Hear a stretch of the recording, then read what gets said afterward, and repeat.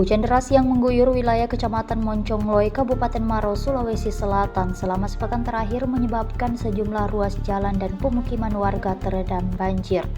Ketinggian air mencapai 30 hingga 50 cm, terutama di kawasan Dusun Pamanjengan, Desa Moncongloe Induk yang berada di jalur alternatif Poros Moncongloe, Makassar. Jalur ini merupakan akses penting penghubung antar kabupaten sekaligus rute alternatif menuju kota Makassar. Akibat genangan air, aktivitas warga terganggu. Para pengendara yang melintas di jalur tersebut terpaksa berjalan pelan-pelan agar tidak terjebak genangan. Salah satu pengguna jalan, Beni, mengaku banjir di kawasan itu sudah menjadi pemandangan rutin setiap musim hujan. Kepala Desa Moncongloe, Muhammad Iqbal, mengatakan banjir yang terjadi bukan hanya disebabkan curah hujan tinggi, tetapi juga akibat sistem drainase yang tidak berfungsi dengan baik, serta tumpukan material sampah di bawah jembatan.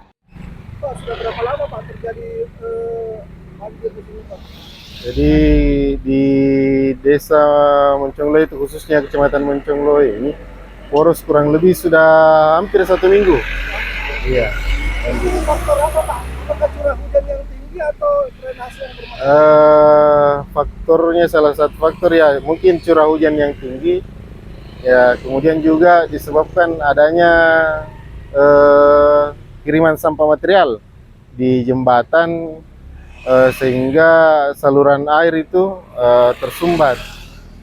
Jadi untuk saat ini upaya dari pemerintah desa sendiri ini kan sudah setiap tahun terjadi Pak, dan banyak keluhan dari masyarakat yang rumahnya terendam. Dalam hal itu kami dari pemerintah desa, baik pemerintah kecamatan juga sudah menyurati ke Dinas PUPR terkait bagaimana bantuannya untuk mengantisipasi sampah-sampah material yang ada di jembatan ini, yang mudah-mudahan agar sekiranya bisa cepat ditindaklanjuti. Ada berapa titik sih Pak yang langganan banjir ini Pak? Di Jalan Poros Moncongloe yang kebetulan di depan kantor desa, terus ada di beberapa titik di perumahan-perumahan. Itu ketinggian airnya sendiri bagaimana Pak? Apakah bervariasi atau bagaimana? Bervariasi. Kalau di samping kantor desa itu ya kurang lebih 30 sampai 50 cm lah. Kalau di daerah pemukiman ya mungkin kurang lebih 30 cm.